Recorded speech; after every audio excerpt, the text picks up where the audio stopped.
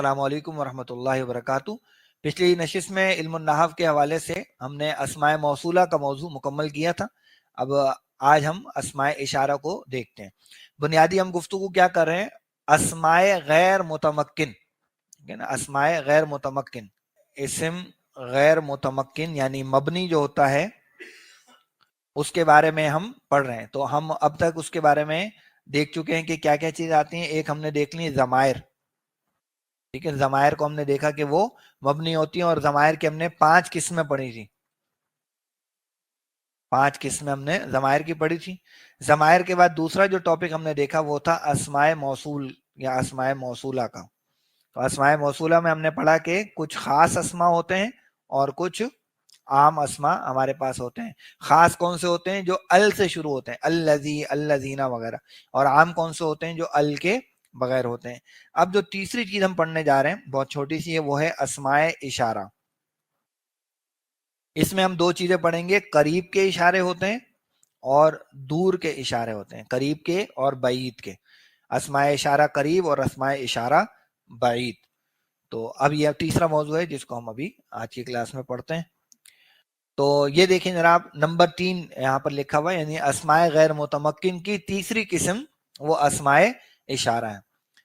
اسماء غیر متمکن کون سے ہوتے ہیں؟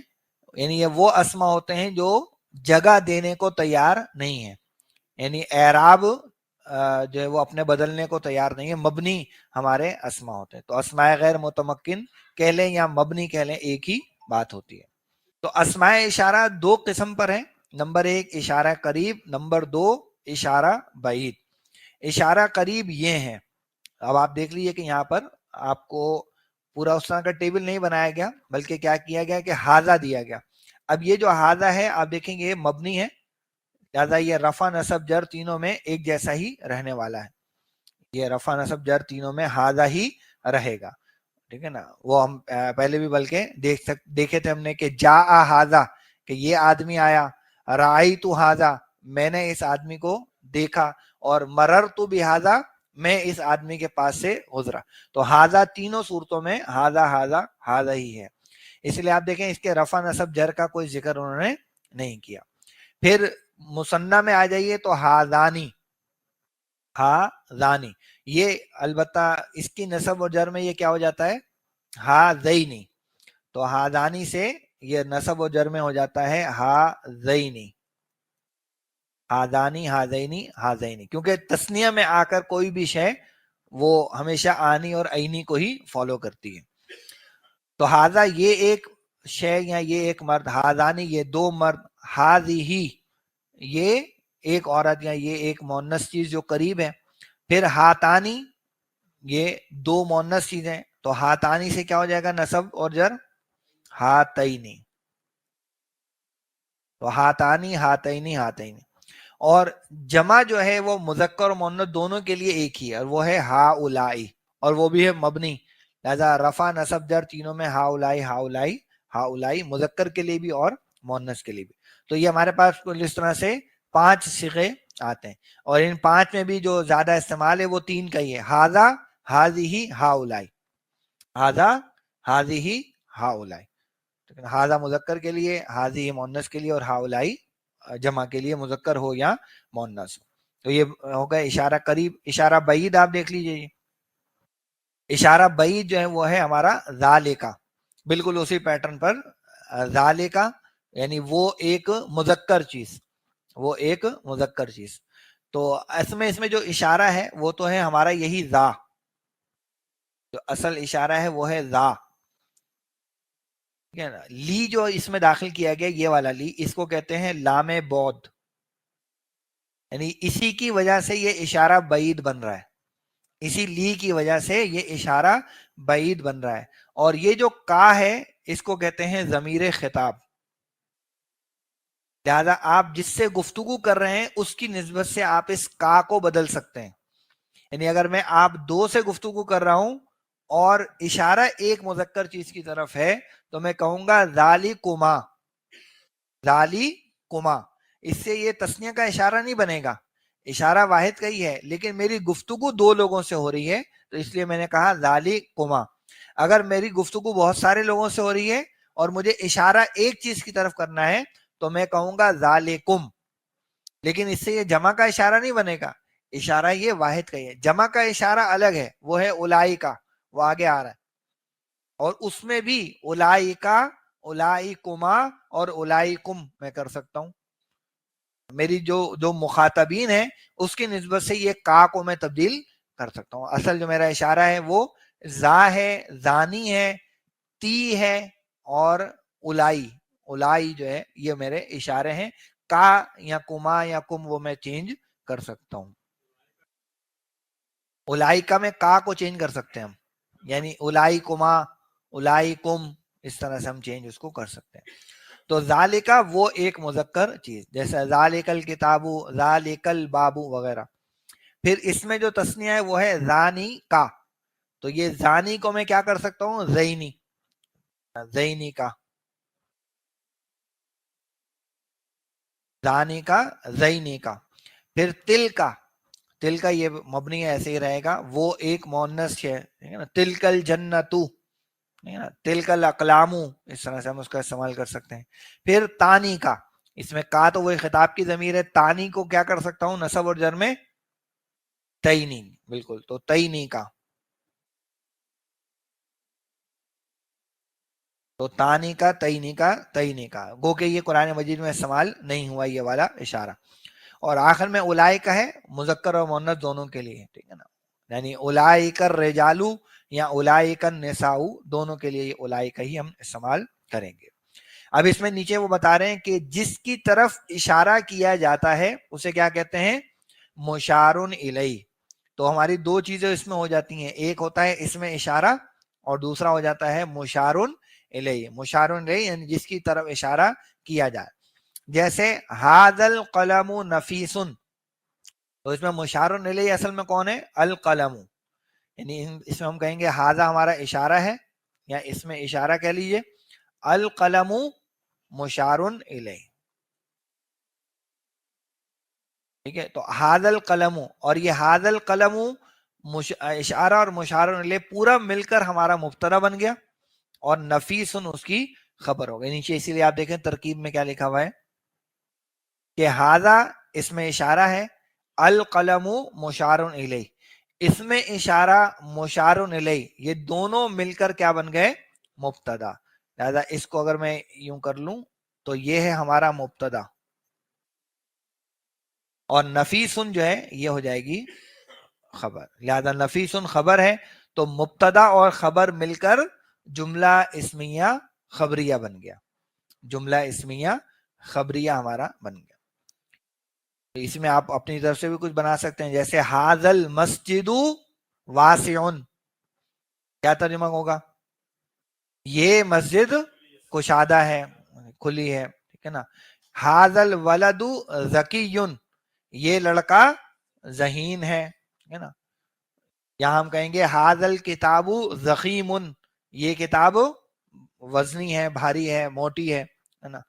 یا ہم کہیں گے کہ ھذا الکرسی جدید، یہ کرسی نئی ہے.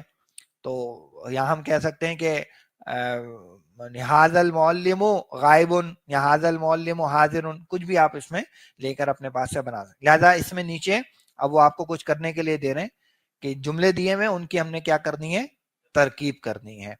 تو آئیے ذرا ترکیب کی طرف چلتے ہیں. جی، تو پہلا ہمارے پاس جملہ ہے ھذا البیت قدیم، تو ہم کیا کہیں گے کہ ھذا کیا ہے، ہمارا اشارہ ہے، البیت اس کا مشارن الیہ ہو جائے گا، اور اشارہ اور مشارن الیہ مل کر مبتدا، اور قدیم جو ہے وہ خبر. تو ترجمہ کیا ہو جائے گا، یہ گھر پرانا ہے، ھذا البیت قدیم، یہ گھر پرانا ہے. دوسرا دیکھیں ھؤلاء اخوان سعید، اچھا اس میں اب ہمارا ھؤلاء کیا ہے، اشارہ ہے، لیکن اس کا مشارن الیہ کون ہے، اس کا مشارن الیہ کوئی نہیں، کیونکہ مشارن الیہ کے بارے میں نوٹ کر لیے کہ وہ ہمیشہ کیا ہوتا ہے، معرف باللام ہوتا ہے، یعنی ال کے ساتھ شروع ہوتا ہے. آپ یہاں نوٹ کریں اخوان سعید، یہ کون سا مرکب دکھ رہا ہے، مرکب اضافی ہے بالکل. تو اس میں اخوان مضاف ہے اور سعیدن جو ہے وہ مضاف الیہ ہے. تو بیسیکلی یہ جو ہمارا مضاف مضاف الیہ ہے یہ خبر بن کے آ رہا ہے, یہ خبر بن کے آ رہا ہے, اور ہا اولائی جو ہے یہ ہمارا مبتدا ہے. تو اگر اکیلا اشارہ آئے گا, کوئی مشار الیہ نہیں ہوگا, تب بھی وہ کیا بن جائے گا, مبتدا. اور اگر مشار الیہ کے ساتھ آئے گا تو بھی وہ مبتدا بن جائے گا. اچھا, اس صورت میں بعض دفعہ یہ کرتے ہیں کہ اگر اس کا مشار الیہ نہیں دیا گیا تو ہم اس کو محذوف مان لیتے ہیں. یعنی ہم یوں کہہ سکتے ہیں کہ ہا اولا الرجالو, یعنی یہ جو لوگ ہیں, یہ جو مرد ہیں, اخوانو سعیدن, سعید کے بھائی ہیں. لیکن ہم اس کو محذوف نہ بھی مانے, صرف ہا اولائی سے بھی جو ہے وہ ہم اس کو مبتدا کے طور پر لے سکتے ہیں. تو ہا اولائی مبتدا ہو گیا, اخوانو سعیدن خبر. ترجمہ کیا ہو جائے گا, یہ سعید کے بھائی ہیں. یہ جو سب لوگ ہیں, یہ جو سب مرد ہیں, یہ کون ہیں, سعید کے بھائی ہیں. اس سے اگلا دیکھیے, ہذہ المرأۃ صالحۃ. اس میں اب اشارہ کہاں پر ہے, ہذہ اشارہ ہو گیا. کوئی مشار الیہ ہے, بالکل ہے, ال کے ساتھ شروع ہو رہا ہے نا, المرأۃ, تو یہ ہو گیا مشار الیہ. اور یہ اشارہ اور مشار الیہ مل کر کیا بن گیا, مبتدا. اور اب آگے ہے خبر جو کہ ہے صالحۃ. کیا ترجمہ کریں گے, یہ عورت نیک ہے. ہذہ المرأۃ, یہ عورت, صالحۃ, نیک ہے. جی اگلا ہے ہاتان البنتانی اختانی. اشارہ کیا ہے جی اس میں, ہاتانی. اور مشار الیہ ہے کوئی, بالکل ہے, البنتانی, یہ ہے مشار الیہ. اور یہ اشارہ اور مشار الیہ مل کر کیا بن گیا, مبتدا. اور اختانی نکرہ میں آ گیا, یہ ہو گئی ہماری خبر. تو کیا ترجمہ کریں گے اس کا, یہ دو لڑکیاں, دو ہے نا, ہاں, یہ دو لڑکیاں بہنیں ہیں, یہ دو لڑکیاں بہنیں ہیں. اور اس میں آخری کیا دیا ہوا ہے, اولئک طلاب المدرسۃ. اب یہاں آپ دیکھیں تو اولئک ہمارا اشارہ ہے, لیکن اس کے بعد کوئی مشار الیہ نہیں ہے, تو یہی ہمارا مبتدا ہو گیا. اور طلاب المدرسۃ, یہ کون سا مرکب ہے, مضاف مضاف الیہ, بالکل, یہ مضاف, المدرسۃ مضاف الیہ, اور مضاف مضاف الیہ مل کر خبر ہو گیا. تو کیا ترجمہ کریں گے, اولئک وہ سب, طلاب المدرسۃ مدرسے کے طلباء ہیں, وہ سب مدرسے کے طلباء ہیں. ٹھیک ہے, تو یہ اسماء اشارہ کا چھوٹا سا ٹاپک تھا, یہ الحمدللہ مکمل ہو گیا. اب ایک اور چھوٹا سا ٹاپک ہے, اس کو بھی کور کر لیں. ان کا استعمال بہت زیادہ نہیں ہے, ٹھیک ہے نا. تو اب جو ہمارا اگلا ٹاپک آ رہا ہے, اس میں اگر میں یہاں پر لکھ دوں تو نمبر 4 اب ہمارے پاس کیا ہے, وہ ہے اسماء افعال. یعنی یہ ایسے کچھ الفاظ ہیں جو ہیں تو اسم, لیکن جو کام دیتے ہیں وہ فعل والا کرتے ہیں. اور وہ فعل میں دو طرح کے کام کرتے ہیں, کبھی یہ فعل میں امر کے معنی دیتے ہیں, اور کبھی یہ فعل میں ماضی کے معنی دیتے ہیں. کبھی امر کے معنی میں اور کبھی فعل ماضی کے معنی میں آتے ہیں. تو آئیے ان کو ذرا دیکھتے ہیں کیا چیز ہے. یہ اسماء افعال کی تعریف لکھی ہوئی کہ یہ وہ اسماء ہیں جو فعل کے معنوں میں استعمال ہوتے ہیں. یہ وہ اسماء ہیں جو فعل کے معنوں میں استعمال ہوتے ہیں. ان کی دو قسمیں ہیں, ان کی دو قسمیں. ایک کیا ہے, پہلی والی کیا ہے, یہ لکھی ہوئی بمانا امر حاضر, بمانا امر حاضر. جیسے اب یہاں پر کچھ ہمارے پاس الفاظ آ رہے ہیں, جیسا کہ نمبر 1 کیا ہے, رویدہ, رویدہ. اب یہ اپنی ذات میں اسم ہے, لیکن اس کا استعمال بطور فعل امر ہے. رویدہ, چھوڑ دو. یعنی ہم کہیں گے رویدہ زیدن, زید کو چھوڑ دو, ٹھیک ہے نا, یا رویدہ ہو, اس کو چھوڑ دو, یا رویدانی, تم مجھے چھوڑ دو. وہ جو بھی ہوگا ہم اسم یا ضمیر کی صورت میں لگا سکتے ہیں. تو بیسیکلی رویدہ, اس کو آپ امہل کے معنی میں یا امہل میں بھی لے سکتے ہیں, یا ماہل کے معنی میں بھی لے سکتے ہیں. یعنی ڈھیل دینا, کسی کو مہلت دینے کے معنی میں بھی یہ آتا ہے. اور بعض دفعہ اس کا مصدر بھی استعمال ہو جاتا ہے.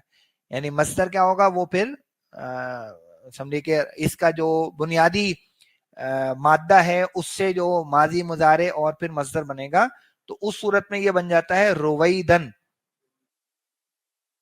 اور وہ بھی جو ہے وہ بھی اسی معنی میں آتا ہے. لہذا سورہ طارق کے آخر میں جو ہے نا, ہاں, تو رویدن کے الفاظ وہاں پر وہ موجود ہیں, وہ بھی اسی معنی میں, چھوڑ دو. تو ذرا ان کو کچھ وقت کے لیے مہلت دے دو, کچھ وقت کے لیے ان کو چھوڑ دو. تو یہ ہے ہمارا رویدہ. اس کے بعد دوسرا ہے بلہا. بلہا یعنی چھوڑ دو. اس میں بھی تقریباً معنی یعنی اگنور کرو اس کو, جانے دو. یعنی اس کو آپ کہہ سکتے ہیں کہ یہ ہمارے دا کے معنی میں, دا کے معنی ہوتے ہیں یعنی چھوڑ دو, دا ہو, ٹھیک ہے نا, یعنی جانے دو اس کو. اور یعنی دا زیدن, زید کو جانے دو, زید کو چھوڑ دو. اس طرح کے معنی میں یہ آتا ہے. پھر ہمارے پاس تیسرا ہے جی حیہل. کیا ہے؟ حیہل. یہ ہمارا متوجہ کرنے کے لیے آتا ہے. حیہل زیدن, زید تم متوجہ ہو, میں بات کر رہا ہوں, کچھ ذرا توجہ سے اس کو سنو. تو ہے یہ اسم لیکن استعمال بطور فعل ہے, فعل امر ہے حیہل. پھر ہے ہلما. ہلما کے معنی ہوتے ہیں آؤ, جیسے قرآن مجید میں یہ آیا بھی ہے نا, ہلما یعنی ہلما شہداءکم, ہلما شہداءکم, آؤ یا لاؤ اپنے گواہوں کو, ٹھیک ہے نا. اور اسی ہلما کو جو ہے اسی کی ایک اور شکل استعمال ہوتی ہے حیتا. حیتا کا مطلب بھی ہوتا ہے آؤ, جیسے سورہ یوسف میں یہ استعمال ہوا نا, حیتا لک, تم جو ہے وہ آؤ, ٹھیک ہے. تو یہ آنے کے معنی میں. پھر ہے دونا کا. دونا کا یہ بیسیکلی خود کے معنی میں ہے. خود یعنی لو, یعنی ہم کہیں گے دون کل کتابہ, تم یہ کتاب لو.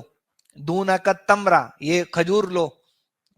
دون کل کرسی, تم یہ کرسی لو. تو کوئی چیز لو, خود کے معنی میں پکڑنے کے معنی. لیکن خود کیا ہے, وہ ہمارا اوریجنل فعل امر ہے, لیکن دون کا اوریجنلی فعل امر نہیں ہے, بیسیکلی اسم ہے جو فعل کے معنی دے رہا ہے, ٹھیک ہے. اس لیے میں آپ کو اس کے ساتھ والا جو اصل فعل ہے وہ بھی بتا رہا ہوں. تو دونا کا اسی طریقے سے آتا ہے ہمارے پاس علیہ کا. علیہ کا لازم پکڑ لو, کسی چیز کو لازم پکڑنا. اچھا, یہ عام طور پر جو ہے وہ بی کے ساتھ بھی آ جاتا ہے. اس کے ساتھ جو جس چیز کو پکڑنا ہے وہ بی کے ساتھ بھی آتی ہے اور بغیر بی کے بھی آتی ہے. جیسے قرآن مجید میں ایک جگہ پر آیا علیکم انفسکم, یعنی تم لازم پکڑو اپنی جانوں کو. مراد ہے کہ سب سے پہلے تم اپنی فکر کرو, اپنی نجات. جیسے کو انفسکم والیکم رہا, تو پہلے سب سے پہلے کس کو بچانا ہے؟ اپنے آپ کو. تو علیکم انفسکم, تم پر لازم ہے کہ اپنی جانوں کو پکڑو. یا جیسے ایک حدیث میں آتا ہے علیکم بسنتی, ہاں تم پر لازم ہے میری سنت, یا تم لازم پکڑو میری سنت کو, وسنت الخلفاء الراشدین المہدیین, اور میرے ہدایت یافتہ خلفاء کی سنت کو. تو علیہ کا, تو یا جیسے ہم کہیں گے علیہ کا بالرفق, تم پر لازم ہے کہ تم نرمی کو پکڑو, یا نرمی سے کام لو. اسی طریقے سے آخری میں یہاں میں دیا ہوا ہے ہا, ہے نا, اکیلا ہا. اس ہا کی جو جمع ہے وہ استعمال ہوتی ہے ہا ام. ہا ام یعنی آؤ, آؤ یا پکڑو, ٹھیک ہے نا. تو ہا مقرؤ کتابیہ, آؤ تم سب یا پکڑو یہ میرا اعمال نامہ. تو ہا بھی جو وہ استعمال ہوتا ہے. اسی طرح کا ایک اور ہمارے پاس لفظ ہے, وہ ہے آمین. تو آمین جو ہے وہ بھی ہمارا اسماء افعال میں سے, یعنی اس کے معنی بیسیکلی ہے استجب, یعنی اے اللہ تو قبول کر, استجب تو قبول کر لے. تو آمین جو ہے وہ ہمارا اس میں فعل ہے, اور اصل جو اس کے مقابلے میں فعل امر ہے وہ ہے استجب. اچھا, یہ ہو گئے ہمارے اسماء افعال میں وہ اسماء کے جو بطور فعل امر استعمال ہو رہے ہیں. اب اگلا جو اس میں چھوٹا سا موضوع ہے وہ ہے بمانا فعل ماضی, یعنی کچھ ایسے اسماء افعال ہیں جو ماضی کے معنی دیتے ہیں. جیسے ہی ہاتا, ہی ہاتا کا مطلب ہے دور ہوا. جیسے ہم کہیں گے ہی ہاتا زیدن, تو مطلب ہوگا کہ زید دور ہوا. قرآن مجید میں یہ آیا ہی ہاتا لما توعدون, یعنی دور ہوا, پھر دور ہوا کون سی شے, وہ کہ جس کا تم سے وعدہ کیا جا رہا. یعنی جس قیامت کی یہ بات محمد صلی اللہ علیہ وسلم کر رہے ہیں وہ تو بہت دور ہے، بہت دور ہے، دور ہے وہ چیز جس کا تم سے وعدہ کیا جا رہا ہے. تو ہی ہاتھا کا لفظ ہے جو استعمال ہوا ہے. اسی طریقے سے اگلا ہے ہمارے پاس شتانہ. شتانہ یہ بیسیکلی افترقہ کے معنی میں ہے، یعنی جدا ہونا. تو اس میں جو ہے وہ دو لوگوں کا ذکر آئے گا، دو چیزوں کا ذکر آئے. یعنی یہ نہیں ہے ہم کہیں گے کہ شتانہ زیدن، زید جدا ہوا، نہیں، ان دونوں کا ذکر آئے گا جو آپس میں جدا ہوا ہے. ہم کہیں گے شتانہ زیدن و محمودن، تو یہ ہوگا کہ زید اور محمود جدا ہو. تو اکیلے جدا ہونے کے لیے کچھ اور افعال ہیں، لیکن یہ جو شتان ہے یہ دو چیزوں کے تقابل کے لیے استعمال ہوگا. اس میں آخری جو دیا ہوا وہ ہے سرعانہ، یعنی جلدی کی. تو اگر ہم کہیں گے سرعانہ زیدن تو مطلب ہوگا زید نے جلدی کی. ایک مقولہ جو ہے وہ میں نے کتاب میں پڑھا تھا، اور میں آپ کے لیے یہاں لکھ دیتا ہوں. بلکہ یہ لکھا ہوا تھا کہ سرعان الشیب الی ذوی الہموم. اس کا مطلب یہ ہے کہ جو متفکر لوگ ہوتے ہیں، ذوی الہموم سے مراد ہے متفکر لوگ، تو جو متفکر لوگ ہوتے ہیں ہاں ان پر بڑھاپا جلدی آتا ہے. اور ویسے بھی غور و فکر سوچ والا جو کام ہے وہ بندے کو ویسے ہی ہے بوڑھا کر دیتا ہے. تو متفکر لوگوں پر، یوں کہ لیں متفکر لوگوں پر بڑھاپا جلدی آتا. تو وہاں یہ سرعان کا لفظ ہے وہ استعمال کیا گیا ہے. ٹھیک ہے. تو اسی طرح سے ایک دو اور ہیں ہمارے پاس، جیسے کہ ہے افن. افن کا مطلب ہے کہ میں تنگ آ گیا. اس کا جو بطور اس میں فعل ترجمہ ہے وہ کیا ہے؟ میں تنگ آ گیا. اور اسی طریقے کا ایک اور ہے وئی، ہے نا. وئی کا مطلب ہوتا ہے تعجب ہے، افسوس ہے. تو وئی لکا، افسوس ہے تجھ پر. یا وئی کا انا، سورہ قصص کے اندر جو ہے وہ یہ الفاظ ہے. تو تعجب کے معنی میں یہ لفظ ہمارا استعمال ہوتا. تو آج یہیں رکھتے ہیں جی کلاس کو. آج ہم نے دو موضوعات کور کیے چھوٹے چھوٹے سے، اسماء اشارہ کا اور اسماء افعال کا. اور بیسیکلی جو ہم پڑھ رہے ہیں وہ کیا ہے؟ مبنی کی اقسام. تو 4 قسمیں ہم الحمدللہ اب تک پڑھ چکے ہیں مبنی کے حوالے سے. اور یہاں آپ اگر دیکھ لیں تو یہ آپ کے لیے لکھا ہوا ہے، یہ 4 موضوعات ہم پڑھ چکے ہیں. اب اگلا جو موضوع ہم انشاءاللہ آئندہ نشست میں شروع کریں گے وہ ہے اسماء اصوات. اسماء اصوات یعنی یہ کچھ چیزوں کے آوازوں کے نام ہوتے ہیں. جیسے آپ دیکھ سکتے ہیں یہاں پہ لکھا ہوا ہے کہ اگر کھانسی کی آواز کوئی نکالنا چاہتا ہے تو کیا کرتا ہے؟ تو یہ جو چیز ہے، یعنی کسی کام کے کرنے کی جو آواز ہوتی ہے اس آواز کے لیے بھی باقاعدہ اسما جو ہے وہ بنے ہوئے ہیں. تو ان کو ہم انشاءاللہ آئندہ نشست میں ڈسکس کریں گے، بلکہ وہ تو بہت چھوٹا ٹاپک ہے. اسماء ظرف، ان پر بھی ہم انشاءاللہ آئندہ نشست میں کلام کریں گے. تو آپ سے پھر انشاءاللہ اگلی نشست میں ملاقات ہوگی. تب تک کے لیے اجازت دیجیے. السلام علیکم ورحمۃ اللہ وبرکاتہ.